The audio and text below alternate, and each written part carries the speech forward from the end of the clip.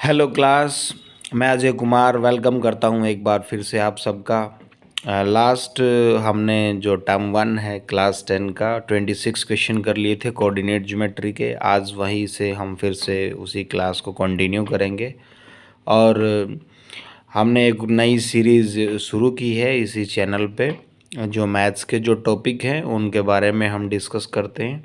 अगर आपका कोई भी किसी भी टॉपिक में आपको वीकनेस है अप टू 12th क्लास तो आप कमेंट सेक्शन में कमेंट कर सकते हैं। नेक्स्ट संडे को हम उसी टॉपिक पे वीडियो बना देंगे। कोई भी टॉपिक हो कि how we convert the units, जो रिसेंटली संडे गया है उसमें हमने उस पर वीडियो बनाई है। स्क्वायर रूट ना निकालना आता हो किसी को, किसी भी तरह का कोई भी टॉपिक हो तो हम उसी पे हर संडे वीडियो बनाया करेंगे। जिस पे ज़्यादा कमेंट होंगे हम उसी टॉपिक पे वीडियो बना देंगे। तो चलिए अब शुरुआत करते हैं। क्वेश्चन है हमारा। क्वेश्चन में क्या कहता है देखते हैं। कहता है 5, -2, 6, 4 and 7, -2 are the vertices of a triangle. एक ट्रायंगल के वर्टिसेस हैं। मान लो ये ट्रायंगल है, इस ट्रायंगल के वर्टिसेस दे रखे हैं ए बी सी। तो ये कौन सी ट्रायंगल के वर्टिसेस हैं ये हम कैसे पता करेंगे? तो इसका पता करने के लिए कि how we can find out the vertices of a triangle, तो हमें ए बी निकालना होगा, डिस्टेंस ऑफ ए बी निकालना होगा, डिस्टेंस ऑफ बी सी निकालना होगा और डिस्टेंस ऑफ ए सी निकालना होगा। अगर तीनों की हमारे पास ये जो डिस्टेंस है अगर इनकी इक्वल हुई तो ये होगी हमारे पास इक्विलैटरल ट्रायंगल। अगर किन्हीं दो साइड्स की डिस्टेंस यानी कि जो लेंथ है वो इक्वल हुई, डिस्टेंस कह लो लेंथ कह लो एक ही बात है, तो आइसोसेलेस ट्रायंगल होगा। और हमारे पास किन्हीं दो साइड का स्क्वायर तीसरी साइड के इक्वल हुआ तो ये हमारे पास राइट एंगल ट्रायंगल होगा। और अगर तीनों अलग अलग हुई तो हमारे पास ये नन ऑफ दीज यानी स्केलर ट्रायंगल होगा। तो क्वेश्चन नंबर 27 में हम तीनों के वर्टेक्स लिख के और हम डिस्टेंस निकालेंगे। डिस्टेंस निकालना हमने रिसेंटली वीडियो में इतने सारे क्वेश्चन सोल्व किए उनमें कर लिया है। तो हम करेंगे कैसे, देखो हमने इसको सोल्व किया है। ये ए बी और सी, तो हमने सबसे पहले ए बी निकाला है, फिर ए सी, फिर बी सी। डिस्टेंस फॉर्मूले से x-x1 whole square, y-y1 whole square, और जो x1 और y1 जिसकी हम डिस्टेंस निकाल रहे हैं, मान लो ए बी की निकाल रहे हैं तो ये x1 y1, ये x2 y2 हुआ। ए सी की निकाल रहे हैं तो ये x1 y1 और ये x2 y2 हुआ। तो हमारे पास जो दो साइड्स हैं उनकी डिस्टेंस हमारे पास इक्वल आ चुकी है। दो डिस्टेंस है उनकी जो दो साइड हैं वो हमारे पास इक्वल आ गई हैं। तो इसका मतलब जो हमारा ये क्वेश्चन होगा इसका आंसर होगा आइसोसेलेस ट्रायंगल। तो ये हमारे पास आइसोसेलेस ट्रायंगल है। जो नेक्स्ट क्वेश्चन है वो क्या कहता है, the point -4, 0, 4, 0 and 0, 3 are the vertices of. Same है, ऐसे ही एक ट्रायंगल दे रखी है, तीनों के तीनों वर्टेक्स दे रखे हैं 1 2 3। ऐसे ही हम तीनों की तीनों साइड्स की लेंथ निकालेंगे और जज करेंगे कि वो क्या है। तो ये भी क्वेश्चन हमने सोल्व कर लिया है। ऐसे ही हम ए बी बी सी और ए सी निकालेंगे। ए बी जब निकालेंगे तो x1 y1 ये, x2 y2 ये। बी सी निकालेंगे तो x1 y1 x2 y2 ये। इसमें भी हमारे पास जो दो साइड हैं यानी कि बी सी यानी कि ये और ए सी यानी कि ये, दोनों की दोनों गाइज आप देख सकते हैं दोनों की जो लेंथ है वो बिल्कुल सेम है। तो बिल्कुल अगर लेंथ सेम है तो इसका मतलब ये भी हमारे पास आइसोसेलेस ट्रायंगल है। तो नेक्स्ट क्वेश्चन हमारे पास क्या कहता है, next question, question number 29, the point 2 3 3 4 5 6 and 4 5 are the vertex of a. हमारे पास एक ये दे रखा है क्वाड्रिलेटरल जिसकी चार साइडें होती हैं ए बी सी डी। एक बात का आप हमेशा ध्यान रखना, जब भी आप क्वाड्रिलेटरल बनाओ तो जो उसके जो कॉर्नर पॉइंट्स है वो कॉन्टिन्यूसली होने चाहिए। ए बी सी यहाँ नहीं आएगा कभी भी, सी यहीं आएगा डी। और जैसे ये गिवन है तो यहाँ आ जाएगा हमारे पास 2, 3, यहाँ आ जाएगा हमारे पास 3, 4, यहाँ आ जाएगा हमारे पास 5, 6 और यहाँ आ जाएगा हमारे पास 4, 5। कॉन्टिन्यूसली लेने आपने, ऐसे नहीं कि ए बी यहाँ ले लिया सी यहाँ डी या नहीं। तो अभी हमें बताना है कि ये स्क्वायर है यानी कि हम इनकी डिस्टेंस निकालेंगे A D, D C, B C और ए बी। अगर चारों इक्वल आ गई तो हमारे पास ये स्क्वायर है। ट्रायंगल तो ये होगा ही नहीं क्योंकि इसकी साइड हमारे पास जो है वो 4 है। पैरेललोग्राम, अगर इसकी अपोजिट साइड हमारे पास इक्वल आ गई तो ये पैरेललोग्राम होगा। आप इसका डायगोनल भी निकाल सकते हैं, अगर इसके डायगोनल भी इक्वल आ गए और अपोजिट साइड भी अगर हमारे पास इक्वल है तो ये एक रेक्टेंगल होगा। तो हमने इसको भी सोल्व कर लिया है। तो इसको हमने सोल्व किया है। तो हमने पहले A B, B D, C D और ए सी निकाला था। हमने इसमें वही गलती दोहराई है जो हमने अभी थोड़ी देर पहले आपको बताया था कि हमने कैसे नहीं करना। हमें कभी भी ए बी के बाद यहाँ गैप से सीधा यहाँ सी नहीं लिखना, कभी भी हमने यहाँ पे सी लिखना था। इसलिए हमने पहले ये जो किया ये हमारा रॉन्ग है। हमने इसको फिर से सोल्व किया है और फिर से इसको सोल्व करने के बाद हमारे पास A B, B C, C D और ए डी, देखो ए बी √2 आया है हमारे पास और जो सी डी है वो भी √2 आया है, यानी ए बी सी डी के बराबर है हमारे पास। और जो ए डी है वो हमारे पास बी सी के बराबर है, क्योंकि ये भी √8 है और ये भी √8 है। हमने इसके डायगोनल भी निकाले थे। अगर इसमें डायगोनल में हमारे पास क्वेश्चन नंबर 29 है, ये हमने इसमें डायगोनल निकाले हैं। चारों साइड जो अपोजिट साइड है वो तो इक्वल है, इट मीन्स ये हमारा पास रेक्टेंगल हुआ। अगर हम इसके डायगोनल भी निकालते और अगर पैरेललोग्राम के साथ साथ हमें रेक्टेंगल भी दिया होता ऑप्शन में तो हमें इसके डायगोनल भी निकालने पड़ते। अभी ज़रूरत नहीं है हमें इसके डायगोनल निकालने की, क्योंकि हमारे पास अपोजिट साइड जिसकी इक्वल होती है वो पैरेललोग्राम भी दिया होता और रेक्टेंगल भी दिया होता, तो हमें इसके डायगोनल भी निकाल के देखने पड़ते। अगर डायगोनल भी इक्वल मिलते तो फिर इसका आंसर रेक्टेंगल आ जाता, जो कि नहीं है इक्वल। लेकिन अभी डायगोनल निकालने की ज़रूरत नहीं, क्योंकि रेक्टेंगल हमारे पास ऑप्शन में ही नहीं दिया हुआ। तो इसका आंसर आ जाएगा हमारे पास पैरेललोग्राम। क्वेश्चन नंबर 30 देखते हैं हम। क्वेश्चन नंबर 30 हमारे पास जो है, क्वेश्चन नंबर 30 में क्या कहता है वो, question number 30, coordinate of A point which divide the line segment joining the point this and this internally in the ratio this. इन्होंने बोला है क्वेश्चन नंबर 30 में कि हमारे पास एक लाइन दी हुई है जिसके कोऑर्डिनेट 4, -3 और 9, 7 है। इंटरनली उसको किसी एक पॉइंट ने 3:2 में डिवाइड कर दिया है। तो जो ये पॉइंट है हमारे, इसके हमें कोऑर्डिनेट निकालनी है, यानी x, y निकालना है। तो ये हमारे पास x1 y1, x2 y2 और ये हमारे पास आ गया m1:m2। तो हमारे पास जो सेक्शन फार्मूला है x की वैल्यू निकालने के लिए वो होता है m1x2 plus m2x1 upon m1 plus m2। और y के कोऑर्डिनेट निकालने के लिए हमारे पास फॉर्मूला है m1 y2 plus m2 y1 upon m1 plus m2। तो इस फॉर्मूले से हम x और y की वैल्यू निकाल लेंगे। हमारे पास सब कुछ गिवन है, x1 y1 m1 m2 x2 y2। तो इसी तरह से हम इसको सोल्व कर लेंगे। और सेक्शन फार्मूले को यूज़ कैसे करने हैं ये हम पहले भी बता चुके हैं, इसलिए हमने इस क्वेश्चन को सोल्व कर दिया है। तो हमने इस क्वेश्चन को सोल्व कर दिया है। क्वेश्चन नंबर 30, ये इसके कोऑर्डिनेट दे रखे हैं, बीच वाला जो है इसके कोऑर्डिनेट्स निकालने हैं हमें। ये रेशो दे रखा है 3:2, ये x और ये y, सब कुछ गिवन है, हमें फार्मूले में पुट करना है। फार्मूले में m1 x2 m2 x1 और m1 m2 की वैल्यू पुट करने से x की वैल्यू 7 निकल जाएगी और जो y है y की वैल्यू हमारे पास 3 निकल जाएगी। आप इसको वीडियो को पॉज करके इसका स्क्रीनशॉट ले सकते हैं और हमारे पास इसका आंसर आ गया 7,3। Question number 31, the point which divide the line segment joining the point 7, -6 and 3, 4 in the ratio 1:2। Same question है बिल्कुल, 30 और 31 क्वेश्चन बिल्कुल सेम है। कोई भी किसी भी प्रकार का थोड़ा सा भी फ़र्क नहीं है इसके अंदर, कुछ भी फ़र्क नहीं है इसके अंदर, बिल्कुल सेम क्वेश्चन है। सिर्फ इसमें जो कोऑर्डिनेट आएंगे उनको देख के आपको जज करना है कि क्वाड्रेंट कौन सा। दोनों पॉजिटिव आ गए तो फर्स्ट क्वाड्रेंट, अगर हमारे पास पहला जो x की वैल्यू वो नेगेटिव और जो सेकंड वो आ गया वो पॉजिटिव तो सेकंड क्वाड्रेंट, दोनों नेगेटिव आ गए तो थर्ड क्वाड्रेंट, और जो फोर्थ है उसमें अगर हमारे x की वैल्यू पॉजिटिव और y की वैल्यू नेगेटिव आ गई तो फोर्थ क्वाड्रेंट। तो इसको हम इजीली कर सकते हैं। तो नेक्स्ट क्वेश्चन है हमारे पास, P एक पॉइंट दे रखा है, divide line segment joining A and B in the ratio 3:1। Simple question है, बहुत सिंपल क्वेश्चन है। A एक पॉइंट ये दे रखा है, B पॉइंट ये दे रखा है, P पॉइंट ये दे रखा है, इसके भी कोऑर्डिनेट हमारे पास गिवन है बी के भी कोऑर्डिनेट हमारे पास गिवन है और जो पी पॉइंट है उसका भी कोऑर्डिनेट हमारे पास गिवन है और रेशियो भी हमारे पास गिवन है।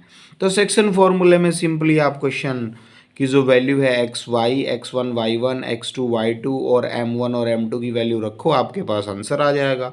हमने इस क्वेश्चन को सॉल्व कर लिया है। ये ए के कोऑर्डिनेट दे रखे हैं, ये हमारे पास बी के कोऑर्डिनेट दे रखे हैं और ये हमारे पास पी के कोऑर्डिनेट दे रखे हैं, ये 9a-2 -b और ये m1 और m2 की वैल्यू दे रखी है रेशियो। तो ये x हो गया सेक्शन फॉर्मूले में, ये y और हमने इसमें वैल्यू पुट कर दी है जिसकी भी जो वैल्यू दे रखी थी। a की वैल्यू हमारे पास 1 और b की वैल्यू -3 आ गई। तो इस तरह से इसका आंसर आ गया a is equal to 1, b is equal to -3। अब हम क्वेश्चन नंबर करते हैं 33 क्वेश्चन में क्या कहता है, a point -4,6 divide the line segment joining the A and be in the ratio. तो सिंपल क्वेश्चन है, वे बहुत सिंपल क्वेश्चन है। दो पॉइंट दे रखे, एक पॉइंट ए दे रखा है और दूसरा हमारे पास पॉइंट बी दे रखा है। ए क्वेश्चन में ए पॉइंट में -6,10 और जो बी पॉइंट है उसमें लिख रखा है 3,-8 और एक जो पॉइंट है वो -4,6 है। इस लाइन को ये पॉइंट कितने रेशो में डिवाइड करता है ये बताना है, यानी m1 रेशो m2 जो है उसकी वैल्यू निकालनी है। तो सेम हम सेक्शन फॉर्मूला यूज़ करेंगे, x is equal to m1x2 plus m2x1 upon m1 plus m2। Same question ये यूज़ करेंगे हम और x के कोऑर्डिनेट से भी या फिर y का हम लेना चाहें तो y के कोऑर्डिनेट से भी, दोनों से किसी से भी जो हमारे पास रेशियो है वो आराम से निकल जाएगा। ये हमने निकाल लिया है। देखो हमें इसको कैसे करना है, ये a कोऑर्डिनेट दे रखा है और ये b कोऑर्डिनेट दे रखा है और ये इसके पॉइंट दे रखे हैं, रेशियो बताना है कितना। तो हमने सेक्शन फार्मूला यूज़ कर लिया है, x की वैल्यू -4 है हमारे पास, m1 और m2 हमारे पास गिवन नहीं है, वही तो निकालने हैं। x2 की वैल्यू हमारे पास 3 है और x1 की वैल्यू हमारे पास -6 है और हमने इसमें वैल्यू पुट करके क्रॉस मल्टीप्लाई कर दिया तो आ गया 2m2 is equal to 7m1। m1 upon ये इधर चला गया तो m2, तो 2/7 यानी 2:7। तो इसका आंसर आ गया 2:7। ऐसा नहीं है कि हम सिर्फ x वाले से, हम इसकी जो वैल्यू है वो y से भी फाइंड आउट कर सकते हैं। y का जो कोऑर्डिनेट है उसमें आप y की जगह 6, y2 और y1 की वैल्यू रख दो यहाँ से और इसको क्रॉस मल्टीप्लाई करके m1/m2 निकाल दो, सेम आंसर आएगा, बिल्कुल सेम। कुछ दोनों में थोड़ा सा भी अंतर हमारे पास यहाँ नहीं होगा। तो नेक्स्ट क्वेश्चन है हमारे पास 34 क्वेश्चन। क्वेश्चन नंबर 34 में कहता है कि P एक पॉइंट है, P एक पॉइंट है, वो पॉइंट क्या है हमारे पास a/3,4 is the mid point of the line segment. एक लाइन सेगमेंट है, वहाँ पे एक तरफ उन्होंने क्या दिया हुआ है, Q दिया हुआ है, एक तरफ उन्होंने हमारे पास R दिया हुआ है, P के जो Q के जो पॉइंट है -6,5 दिए हुए हैं और इसके जो पॉइंट है वो हमारे पास -2,3 दिया हुआ है और ये मिड पॉइंट बताया है। मिड पॉइंट इट मीन्स क्या हुआ कि ये जो पॉइंट है x1 plus x2 x1 + x2/2 इसके इक्वल होगा, जो P का पहला कोऑर्डिनेट है। दूसरा जो कोऑर्डिनेट है वो 5 + 3 8/2 यानी 4 के इक्वल होगा, 4 के इक्वल ऑलरेडी है। हमने इस सम को भी कर लिया है, तो देखते हैं कैसे।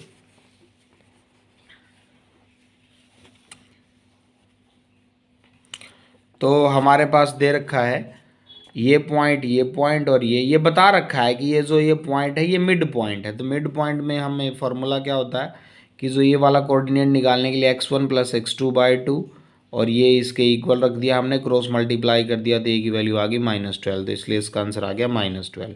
दूसरा 5 + 3 8/2 यानी कि 4 ऑलरेडी यहाँ पे है। ये फार्मूला इसलिए लगाया मिड पॉइंट फार्मूला क्योंकि इन्होंने खुद बोला हुआ है कि ये मिड पॉइंट है। तो x1 + x2/2 y1 + y2/2। Next question है हमारे पास, the fourth vertex of a parallelogram ABCD whose 3 vertices are. देखो हमारे पास मान लो ये एक पैरेललोग्राम है ABCD अगर ये हमारे पास एक पैरेललोग्राम है तो जो इसके जो डायगोनल है, इन्होंने गिवन दिया हो, जो इसके डायगोनल है वो एक दूसरे को बाइसेक्ट करते हैं। क्या करते हैं? बाइसेक्ट करते हैं। मतलब हम अगर AC का मिड पॉइंट निकालेंगे, मिड पॉइंट ऑफ AC, वो इज इक्वल टू होगा मिड पॉइंट ऑफ BD के, मिड पॉइंट ऑफ BD। और ABCD चारों के पॉइंट हमारे पास गिवन है, तो mid point of AC is equal to mid point of BD आप रख दो, हमारे पास आंसर आ जाएगा। इस सम को हमने सोल्व कर लिया है। तो ये देखो, कोऑर्डिनेट ऑफ पॉइंट P के जो कोऑर्डिनेट है, हमने अगर पहले ये ABCD, हमने पहले इसको AB is equal to CD, AB is equal to CD, क्योंकि जो अपोजिट जो साइड होती हैं पैरेललोग्राम की वो इक्वल होती हैं। अगर हम इसको ऐसे करेंगे तो एक हमारे पास इक्वेशन आ जाएगी, फिर हमें AD is equal to BC से फिर एक और इक्वेशन आएगी, उसको सोल्व करना पड़ेगा। तो ये प्रोसेस थोड़ा लंबा है और हमारे पास क्वेश्चन है 1 मार्क्स में। तो इसीलिए जो पैरेललोग्राम होते हैं, जो उसके डायगोनल होते हैं, वो एक दूसरे को बाइसेक्ट करते हैं। तो हमने पहले जो BD है उसके मिड पॉइंट निकाले, 6 प्लस एक्स या फिर x प्लस 6/2, y प्लस 7/2, ये आ गए। और दूसरे 8 माइनस 2 यानी कि 6/2 यानी कि 3, और 3 प्लस 3 6/2 यानी कि 3। तो P के कोऑर्डिनेट निकाल लिए हमने, एक बार BD का यूज़ करके और एक बार AC का यूज़ करके। तो दोनों के दोनों बाइसेक्ट करते हैं तो इक्वल होंगे। तो x plus 6 is equal to 3 और y plus 7 is equal to 3। दोनों को किया तो x की जो वैल्यू है वो 0 आ गई और जो y की वैल्यू वो -1 आ गई। तो इसलिए इसका आंसर आ जाएगा B। तो नेक्स्ट क्वेश्चन है, क्वेश्चन नेक्स्ट है हमारे पास 36 क्वेश्चन में हमारे पास क्या कहता है, देखते हैं। Question number 36, x minus 2y plus k is a median of a triangle whose vertices are. हमारे पास मान लो ये एक ट्रायंगल गिवन है हमारे पास, ये एक ट्रायंगल है, इसके कोऑर्डिनेट दे रखे हैं A, B और C। तो A के कोऑर्डिनेट दे रखे हैं -1,3, B के कोऑर्डिनेट हैं 0,4 और C के कोऑर्डिनेट है हमारे पास -5,2। ये इन्होंने बोला हुआ है कि ये मीडियन है, मान लो ये इसका मीडियन है, और मीडियन की जो इक्वेशन है वो दे रखी है x minus 2y plus k is equal to 0। तो तीनों के तीनों पॉइंट का जो सेंट्रोइड है वो निकाल लेंगे हम। सेंट्रोइड का फॉर्मूला होता है x1 plus x2 plus x3/3, ये तो x की वैल्यू आ जाएगी, और y1 plus y2 plus y3/3, यहाँ से y का कोऑर्डिनेट हो जाएगा।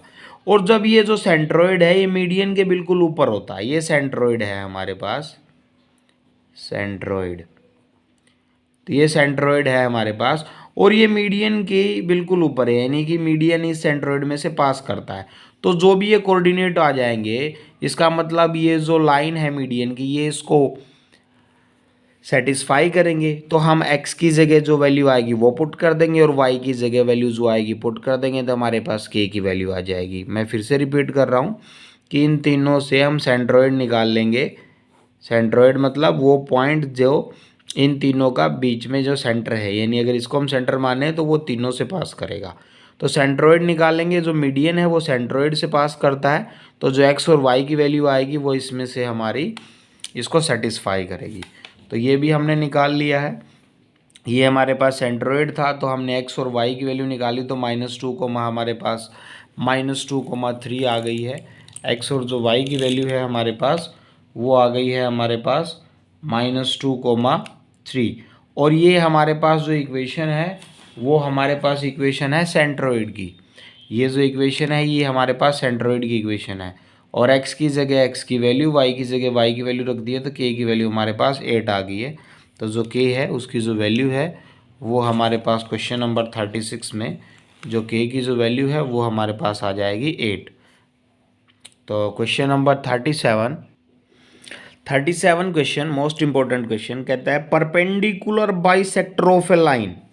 मान लो ये लाइन है, इसका परपेंडिकुलर बाइसेक्टर जो पॉइंट है उनको ज्वाइन करने से 1,5 और 4,6 cut the y axis. Y axis को कहाँ पे कट करेगा, तो वाई एक्सिस को 0, y पे। तो जब परपेंडिकुलर बाइसेक्टर है तो इट मीन्स इसके बीच से कट करेगा, तो A P is equal to क्या होगा, बी पी। ए पी निकालने के लिए डिस्टेंस फॉर्मूले से 1 माइनस जीरो यानी -1, 0 माइनस वन -1 और y माइनस 5 होल स्क्वायर। ऐसे ही y माइनस 0 माइनस 4 और y minus 6 whole square. Root cancel करने के लिए दोनों साइड हमने स्क्वायर ले लिया।